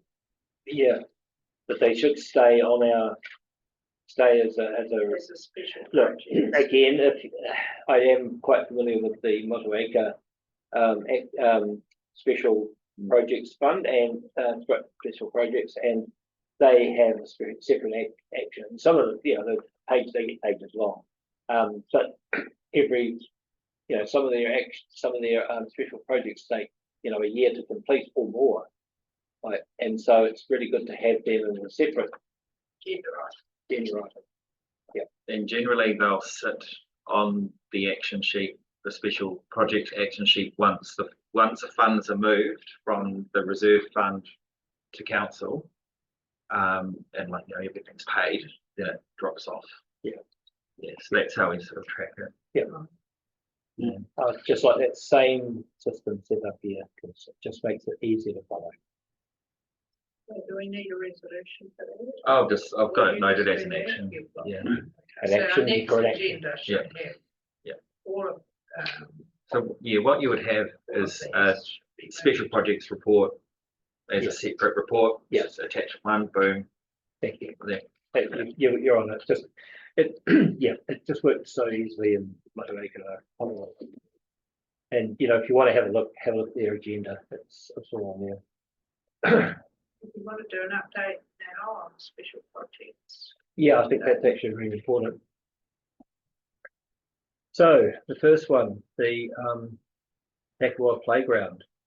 Yeah, so that's been, there is communication now between the board and the person at the Pekawa Residents Association who's driving this, so that's all being provided and that's working together. Lindball is away for a month, but that connection's been made, so So they'll all it's come. been done.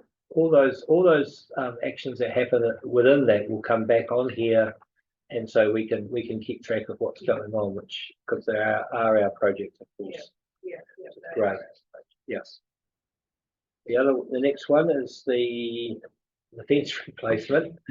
Yeah, it was quite hard to find a suitable timber and design, and I think that's where it's been left at this point.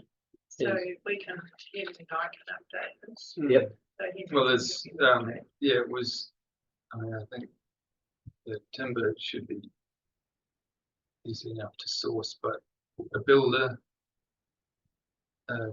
registered contractor, not available, so approached Ian Cooper has expressed interest. In becoming just. Yeah, it's not before Christmas, but. No. No. Yeah. I think it'd be a process. Yeah, so he's gonna, well, Celia's got the form to be kept to start that process, so that's some information on that one. Right, excellent. And what I'd like to see is a couple of, I mean, we're not designers around here, but yes, I want it. So I'd personally like to see it the same as what we've got, with a little bit of variation, a slightly curvy fence or some sharp angles or something, just that little bit more interesting and arty, funky. So, it'd be great to see some rough plans of what that's going to look like when we get closer to the time. We'll have it by next summer. I'm guaranteeing that. We're just hopeful that we are going to get another builder on board, because the one who Lynn approached for the East Tarkika playground, which also needs a registered person, has now gone, is working elsewhere and is no longer interested in doing that. So we do really need to have another builder in the bay who's actually registered with council, because we've really got them. Have we got a shortage of builders in the bay still? No, it's not a shortage, it's just that everyone's busy. Yeah. They've got a big cry. They're all building mansions. Oh, right. Yeah, $10 million mansion. Literally mansions. Right. Yeah. Okay. That is a building. That's what I hear. That's Percy building a $10 million mansion. Yep. So that was actually confidential about the name of the building. Oh, yeah, that's fine. Thank you. That's Sorry. Yeah. Good call. Yep. Preempt the process. Okay. So I'm looking forward to that. The next one was the telehealth. Have we got anywhere on them? Still. Painful, isn't it? Yeah, Abby was looking into talking to the school, wasn't she? Yeah, I spoke to Abby a couple of weeks ago about that, and Tarkika school are interested, but they just needed a bit of time so they could get their end sorted around. Trustee. Yeah. Okay. So Sorry, I thought it could stay there. that was mentioned as a possibility, but But it's been knocked down. I think We Yeah. discussed it. We didn't think it was such a good option. No. given, there's a few other matters around the lease and long term with All right. thinking public land is probably a better. Yeah, security. way. Sure, okay, just Yeah. want. Okay, thank you. Okay, so the next one was Waitapu Bridge toilets. Good news. Yay. Good news. Good on you for standing up last meeting, Councillor Hill. You. Yep. Highlight of my year. To get a toilet cleaned. Yeah, right. So toilet block waste emptied and facilitated on the 11th of the 12th. Service 3 times a week. Who's servicing it? Do we know? Does it matter? We'll get it done. Fantastic. Anyway, good outcome, and council must be paying. Yep. Yeah. There are toilets. That's great. Not on their end, but around to. Yeah, I know. Thank you for whoever's organised that. That's great. Hagel Chapman Drive. The cycle one. Oh, the cycleway. Here it is. Yep. Okay. Works completed. So, this is for the What's that? the drainage plans, including drain location. So Oh, that was, is it the same one? It is. no, this is to do, I think this is to do with opposite Sunbelt presently, where there's that big long bit that goes about this far in the water. Yeah. And they've got a plan to, I spoke with Robert about it whenever I did that walkthrough quite a long time ago. They're gonna put a drain in there, dig a hole down and, I think Abby did a follow-up about it. And they came back and said, yes, it's still on the plan to All right. do. Then we'll just keep, it says work completed, but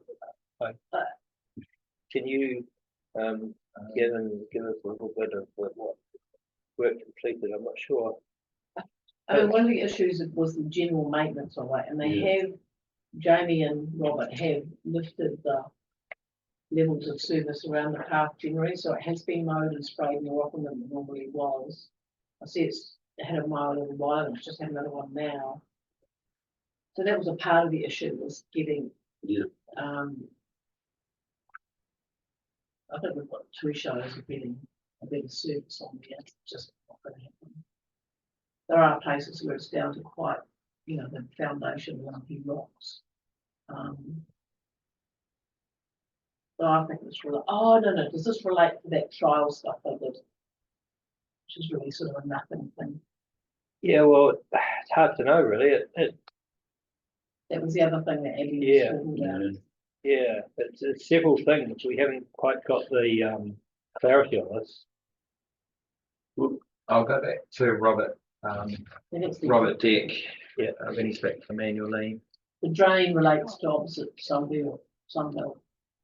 Robert. Well, I'm just thinking here, it's about, are we happy with the current level or current status of the cycleway and the quality of it? Or like these are just bits and pieces. We're talking about trying new stuff, talking about drain. It's like, are we happy? We'd love a different service, but it's really Yeah. expensive and there's no money. Yeah. There's less than no money. Unfortunately, yeah. So yeah, that's your answer. But we do want it mowed and sprayed Yeah. more, which is happening. Yeah. It's around the margins. You can influence it, not on a grand scale replacement.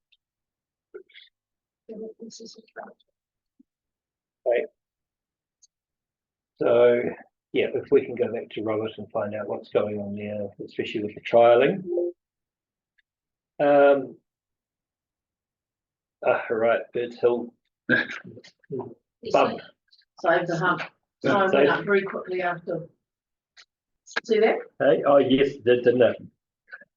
So this isn't actually really an action No, for it's us just because it's not something that we. we are can't doing. fund it or anything like that. It's Yeah, it's just not on our something we're radar. doing, But I don't agree that it should go on the action plan. I can come off now for sure because we've got to come back. It's I would not like to see something that we're feedback. doing. Is it available? Yeah, we Yeah. asked when they're gonna do something, because it's supposed to be Oh, April yeah, this year. okay. And then Emma did come back and Yeah. Joe got the jump on us about that.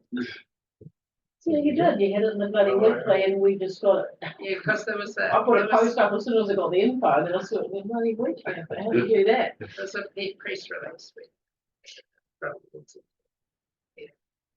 And just a note that, Tarka Hill's open to 2 lanes now, so that underslip's been completed. Oh, good. Jump So on there. Gavin, in terms of the options report being completed, does that tell us anything beyond that? That was the update from NZTA at Regional Transport, the other last week, Regional, yeah, the regional. joint regional I think, transport. Was the NZTA presentation. That is basically what we're going to do. Oh, It's just a repeat of the press release. so they will be installing one positive thing. There will be. So yeah, we can take that off, I guess. So it's going to be done. All right, on to the finance report. Do we have a mover and a seconder? Do Oh, we? yes, we do. For the chair's report, for the board report rather. Yep. All in favour? Aye. Okay, finance report. I'm happy to receive the finance report.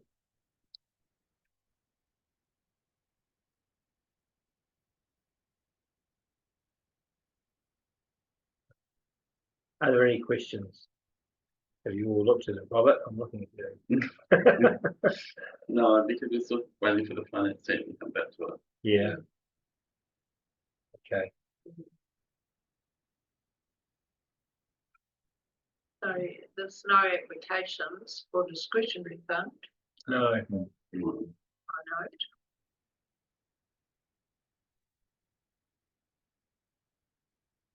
All right. Yeah. Why is under special projects we've got Golden Bay Pottery Club? They didn't do an application for They wanted some money, didn't they? discretionary. Yeah, They wanted, and we gave them some, didn't we? Kiln? No, they, Kiln, yeah. they applied in the wrong, for the special projects. Oh, right. And they haven't come back to it. No, they've got it. That's what I thought. that was section 3 on the action sheet. It's not very clear, but that's actually about the Golden Bay Pottery Club, I think.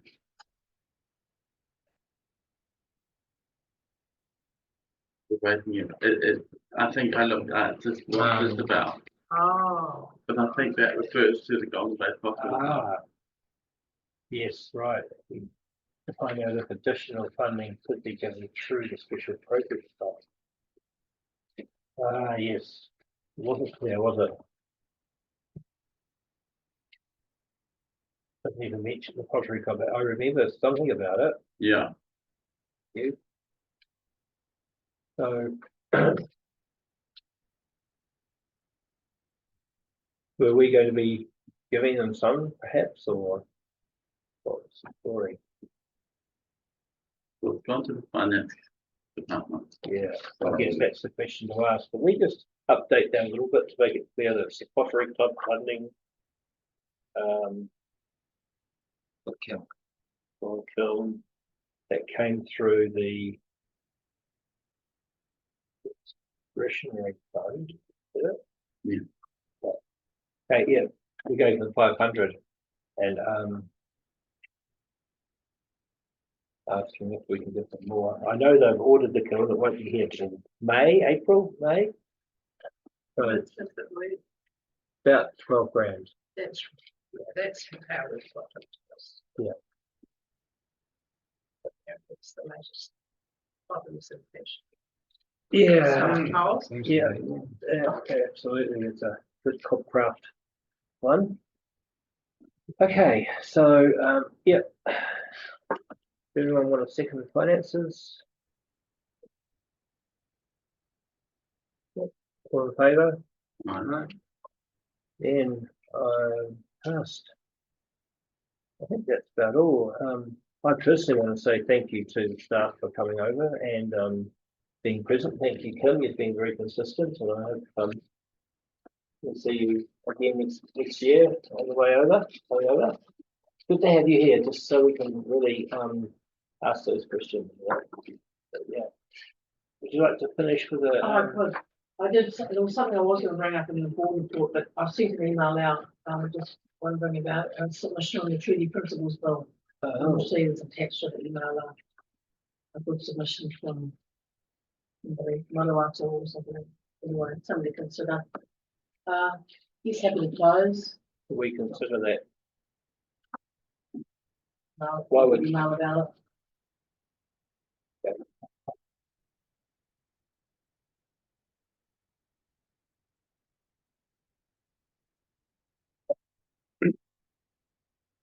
Yeah, I think we should. Yeah.